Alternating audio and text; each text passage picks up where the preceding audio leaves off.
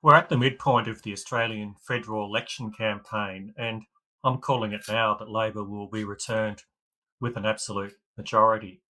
A lot of the speculation before the campaign started was that we were heading for a minority government situation or even a possible coalition victory. The Labor government under Anthony Albanese has been a safe pair of hands. They haven't been an inspiring government, they haven't been a reform driven government, but they're a safe pair of hands on the tiller. There is a lot of concern amongst Australians at the moment about the escalating cost of living and about the volatile world situation since Donald Trump became president of the United States and started signing off on dozens of executive orders, which are really changing the way that the world operates in terms of trade and international relations.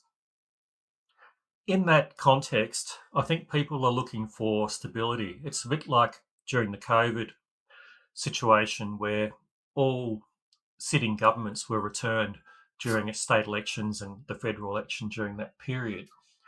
What we're seeing now, I think, is very similar in that sense that people they don't want change because change could make things worse than they already are, if that makes sense. I've been absolutely stunned by the coalition's poor campaigning so far. And Peter Dutton, the opposition leader, comes across as being so negative. Again, I don't think people like negativity. I don't have any sense that people are out there with baseball bats, so to speak, wanting to bash the Labor government and Labor MPs and Labor ministers. I think Peter Dutton has totally misread the mood of the electorate. He needs to offer an alternative that is based on hope and aspiration, which are typical Liberal values. He needs to define what the Liberal Party stands for. He needs to come up with policies that are going to make people feel more comfortable about their future in terms of economic security, the ability to have a comfortable retirement if they're older folk, and the ability to buy a home and have security in the housing market, whatever age they are. So at this stage, I really can't see the Liberal Party coming back into this contest. I'm also a bit mystified by their personalities that they're using in the campaign. Every time you see Peter Dutton, he's got one of the female MPs or senators behind him. That's Michaela Cash, Susan Lee, Bridget McKenzie, or Jacinta Price. I don't know why they're rolling out the women apart from wanting to appear to be gender or have gender equity, because none of those women, in my opinion, add anything to the substance of the campaign. They're all lightweights politically and intellectually, and they're risky. I mean, we've already seen significant errors from Bridget McKenzie and Jacinta Price's reckless use of the Make Australia Great Again, comparing it to Trump. It makes me wonder if the whole coalition campaign has been undone by the Trump implosion. Maybe they were actually tactically thinking that they would go to the electorate with a Trump style agenda. And they knew fairly soon after the campaign started or when it was starting that that was a risky strategy because Trump was on the nose already with Australians more generally because of the trade tariffs. The fact that America has a surplus with Australia in trade, but they're still imposing a 10% tariff, that's not the actions of a friend, which is what Anthony Albanese said. It's the actions of a rival, of a enemy.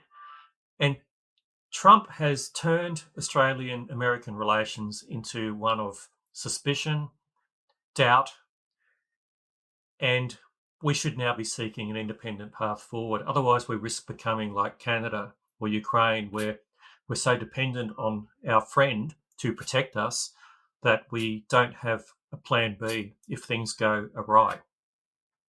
I read an interesting story in the media today about John Curtin, who pivoted Australia from being reliant on Great Britain for defence and security to the United States during the Second World War. And he made a public statement to that effect.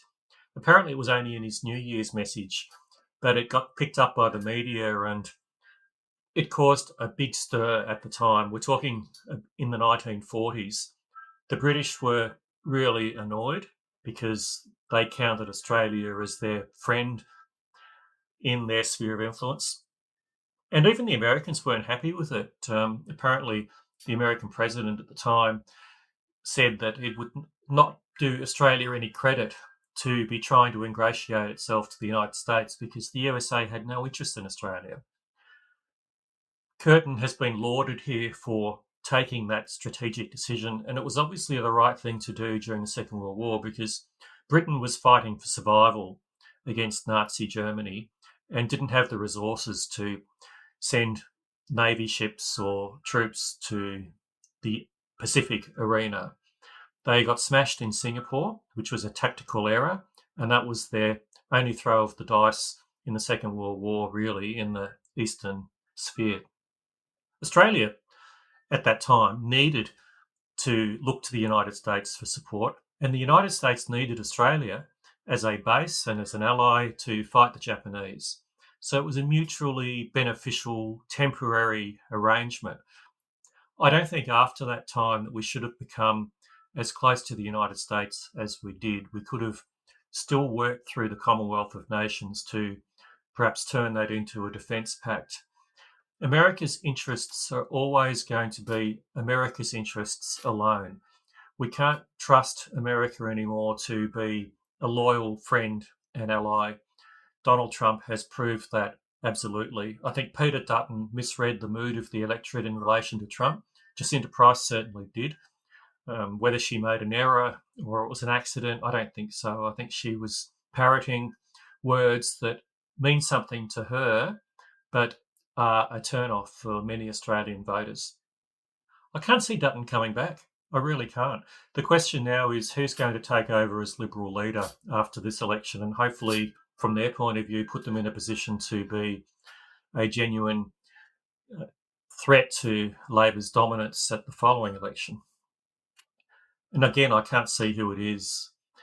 I can't see anyone standing up in the Liberal Party immediately who is going to have that broad church approach that John Howard had, where he can unite the factions, he or she.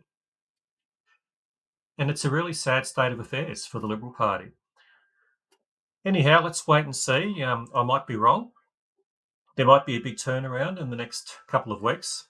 But the fact is that most Australians are going to be disengaged between now and 10 days' time because we've got Easter coming up, then we've got the Anzac Day weekend. And then there's only a short period left for the parties to cut through with the electorate. Bye for now.